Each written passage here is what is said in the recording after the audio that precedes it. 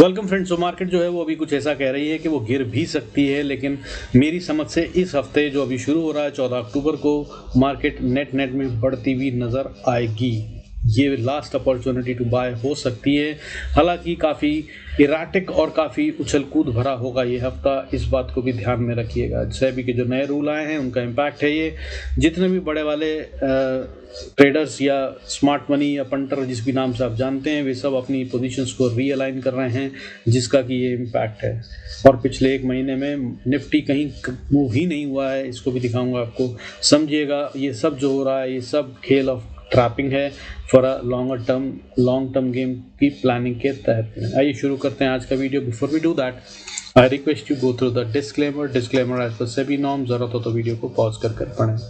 देखिए, सबसे पहले तो जो पिछले महीने की बात बताऊं तो 11 सितंबर को हम कहाँ थे? 24,918 पे।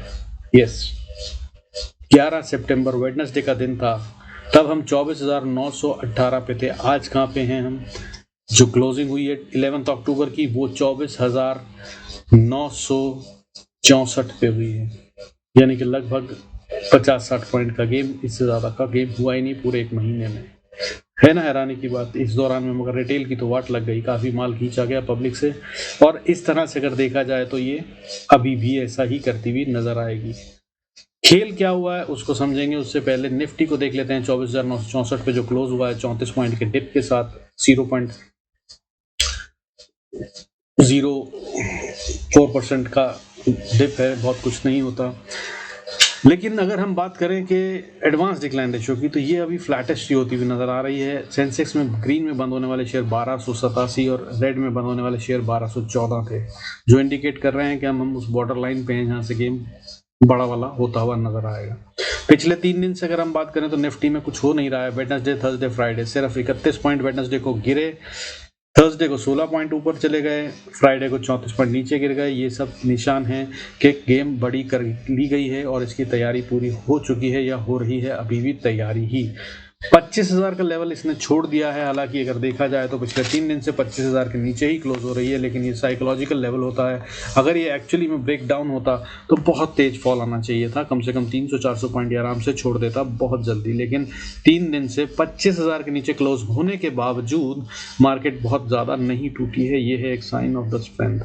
और इसी को अगर अब हम बड़े ढंग से देखें, जो कि पैसे का खेल है, उसकी बात करूं तो लास्ट वीक की अगर हम बात करें तो पिछले 2 दिन से तो माल चिपकाया ही जा रहा है, 3 दिन से पब्लिक को। लेकिन नेट अगर वीकली बेसिस पे देखा जाए तो DIIs ने 31,318 करोड़ से ज़्यादा का माल खरीदा है और FIIs ने 27,674 करोड़ से ज़्यादा का माल बेचा है। यानी कि 27,600 का माल बिका और 31,300 करोड़ का माल खरीदा गया, यानी कि पब्लिक की जेब से माल निकाला गया।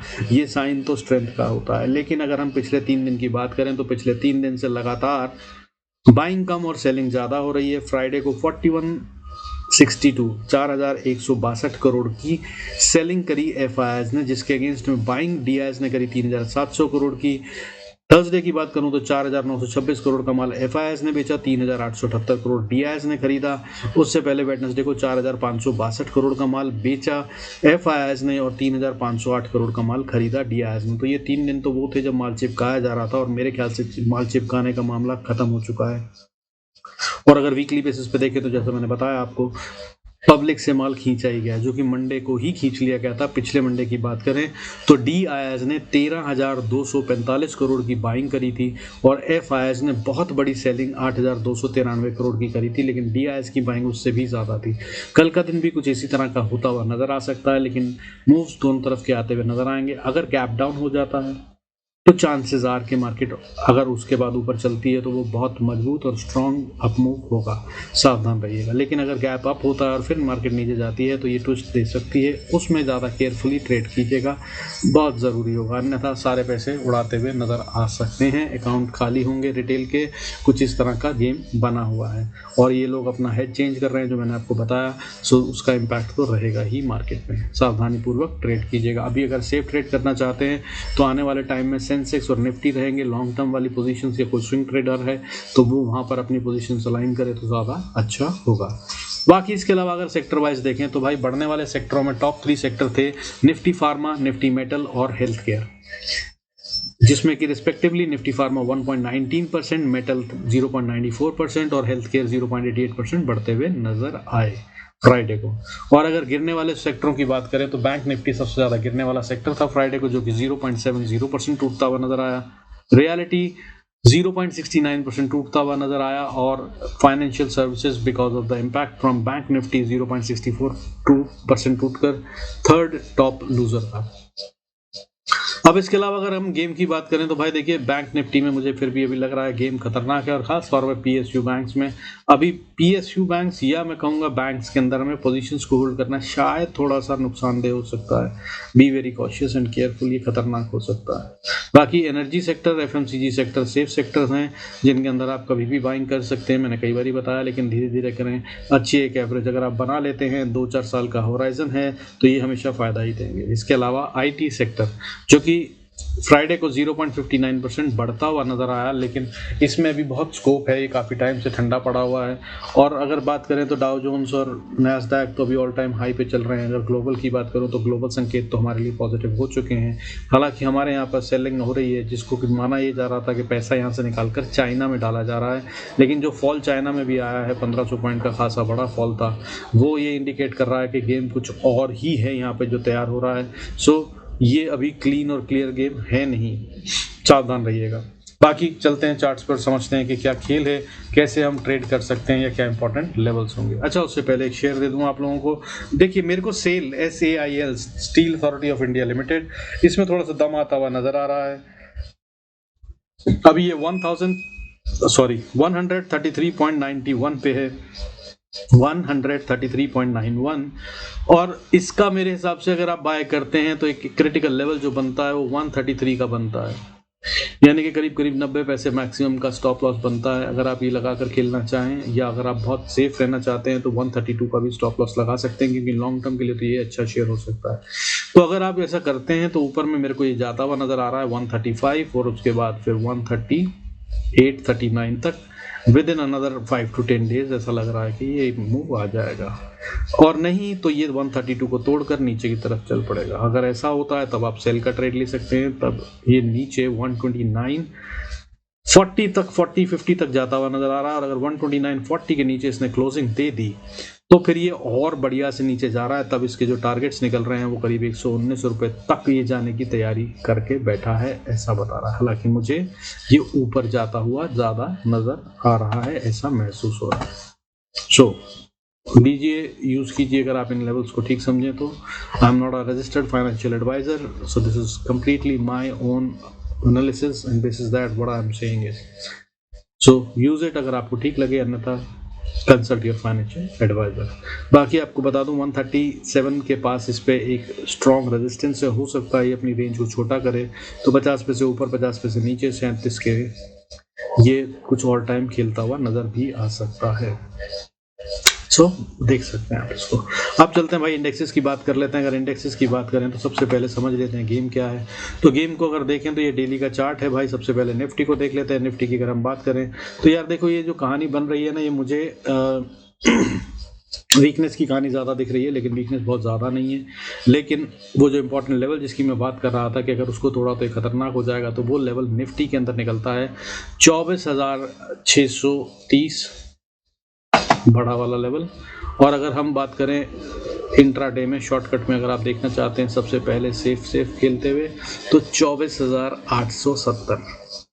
ये दो लेवल को ध्यान में रखिएगा, इनके नीचे आइडली जाना नहीं चाहिए, क्लोजिंग बेसिस पे तो कम से कम नहीं। अगर गए तो हम बहुत नुकसानदेह हो सकता है ये, और बड़ा फॉल आता हुआ नज़र आ सकता है। अदरवाइज मार्केट इसी रेंज में यानी कि 850 से ही नीचे से ऊपर उठ जाएगी और ऊपर की तरफ जा सकती है। इसके बहुत ज़्यादा चांसेस मुझे मेरे एक्सपीरियंस से ऐसा समझ में आ रहा है कि पैसा लगने का टाइम आ चुका है और मार्केट को अब ऊपर ले जाया जाएगा, क्योंकि आमतौर पर दिवाली तक मार्केट जो है वो मजबूत ही दिखाई देती है। अगर फॉल आना भी हो तो उसके बाद होता है, दिवाली के पास मजबूती आती है। हाउएवर अक्टूबर में एक फॉल आता ही है, जो मैंने अपने मंथली एनालिसिस में आपको समझाया था, और वो फॉल जो है वो पूरा होता हुआ नजर आ रहा है। और उसके हिसाब से अगर देखा जाए तो जितना फॉल आना चाहिए था उतना फॉल आ चुका है। 1000-1200 पॉइंट का ज़्यादा से ज़्यादा फॉल आता है वो हो चुका है। तो उस हिसाब से इसको अब ये रिवर्सल ले लेना चाहिए, लेकिन अगर नहीं लिया तो ये और 800 से 1000 पॉइंट का फॉल दिखाते हुए नजर आएंगे। अब लेवल्स क्या है इंपॉर्टेंट, उनकी बात कर लेते हैं। तो अगर बात करूँ मैं ट्रेडिंग की, तो भाई देखिए सबसे इमीडिएट लेवल्स अगर आप बाय करें तो या आपको सीधा बताता हूँ, देखिए जहाँ पे है 24,975 पे, तो नीचे सबसे मजबूत सपोर्ट 950 पे, यानी कि 25 पॉइंट नीचे।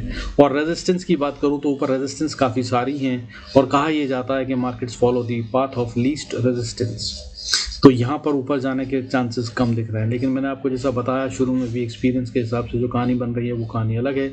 ये एक ही सुपर कैंडल में अगर इन सब रेजिस्टेंस को पार कर दे तो ये मजबूत हो जाएगा। तो क्या क्या है वो रेजिस्टेंस, तो 25,000 साइकोलॉजिकल वन, फिर 25,040 से लेकर 25,080, ये बहुत स्टिफ रेजिस्टेंस है। और अगर 25,100 के ऊपर क्लोजिंग करते हैं तो 25,080 का स्टॉप लॉस लेकर आप बाय का ट्रेड लेना समझदारी समझ सकते हैं। फिर ये अगला लेवल 25,160-70 का दिखाता हुआ नजर आएगा, और अगर इसके भी ऊपर गए तो फिर 25,334-35 ये लेवल्स मंडे ही को आ सकते हैं अगर ऊपर की तरफ चलते हैं, जिसके चांसेस अभी बने तो नहीं है, लेकिन मुझे ऐसा लग रहा है कि मंडे की क्लोजिंग शायद ऊपर की तरफ होती हुई नजर आएगी, तो ध्यान रखिएगा। हाउएवर उसके ऊपर 25,430 का लेवल काफी क्रिटिकल है, जिसको भी पार करने के मूड में निफ्टी दिख नहीं रहा। अगर हुआ तो मैं जरूर बताऊंगा मंडे या ट्यूसडे के वीडियो में। लेकिन नीचे की अगर बात करें तो नीचे में देखिए सबसे पहले मैंने बताया बहुत आसान सी स्टॉप लॉस छोटा सा या सपोर्ट जो है वो 24,950 से 920-30 का लेवल बनता है। इसको अगर तोड़ा तो ये नीचे जाने की कोशिश कर रहा है, ये समझ लीजिएगा। और अगर फाइनली इसने 880 को तोड़ दिया, सस्टेन नहीं करा, वहाँ से बाउंस बैक नहीं करा, तो फिर ये नीचे की तरफ आ रहा है। और पहला लेवल जो नीचे आता है वो 760, फिर दूसरा 694 और फिर 445, ये लेवल नीचे के लिए निकलते हैं। और अगर इसको भी नहीं बचाया तो फिर बहुत स्ट्रॉन्ग सपोर्ट बनती है 24,150 से 180 के बीच में। ये वो लेवल है जो डू एंड डाई वाला होगा फॉर बुल्स। अगर ये टूटा तो भाई फिर कहानी गड़बड़ है, फिर कहानी ज़्यादा खतरनाक और बड़ी हो सकती है। वो जैसी होगी उसको बताने की कोशिश करूंगा आने वाले वीडियोस में। बैंक निफ्टी की अगर हम बात करें तो बिल्कुल सॉलिड रेजिस्टेंस पे या सपोर्ट पे कह लीजिए खड़ा है। 51,300 का लेवल है जो बहुत इंपॉर्टेंट है। 172 पे क्लोजिंग हुई है।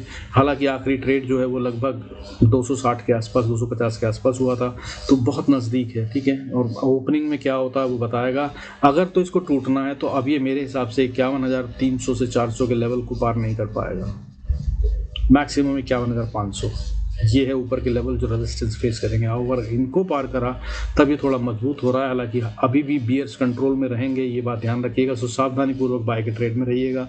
अगली रेजिस्टेंस 683 पे, उसके बाद 846 पे, उसके बाद अगली 52,250 और उसके बाद फिर 52,440 और उसके बाद फिर 52,890 या 900 का लेवल है। ये सब जो है रेजिस्टेंस का काम करेंगे। कहीं से भी वापस बैंक निफ्टी नीचे की तरफ पलटता हुआ नजर आ सकता है। और जब ये 52,900 या कहा जाए 53,000 के ऊपर क्लोजिंग दे देगा तब ये मजबूत माना जाएगा, और तब है जब बुल्स ने ताकत लगा दी है और बियर्स को चैलेंज कर दिया है, ये माना जाएगा। उससे पहले ये गेम ट्रैपिंग और ट्विस्टिंग होगा, सो ध्यान रखिएगा। बाकी नीचे की बात करें तो नीचे में पहला लेवल 51,000 का है जो कि साइकोलॉजिकल भी बनता है और टेक्निकल भी बनता है। 51,000 से 50,900 या 880 का लेवल वो लेवल है जिसको इसे ब्रीच नहीं करना चाहिए अगर इसको ऊपर जाना है तो। लेकिन अगर इसको ब्रीच करा तो ये और नीचे की तरफ आ रहा है। और फिर 50,208 पहली स्ट्रॉन्ग सपोर्ट है, उससे पहले रुकता हुआ कम ही नजर आएगा। और अगर रुकता भी है तो ये उसके बाद फिर से दोबारा गिरता हुआ नजर आ सकता है। और अगर इसको भी तोड़ा तो फिर 49,490, फिर उसके बाद 49,020 और उसके बाद 48,200 और उसके बाद 47,787, ये होंगे लेवल जो सपोर्ट का काम करेंगे आने वाले समय में। और ये शायद ट्यूसडे तक अगर आना है यहाँ तक तो आए, नहीं तो उससे पहले मुझे लगता नहीं कि मंडे को यहाँ बड़ा खेल होगा।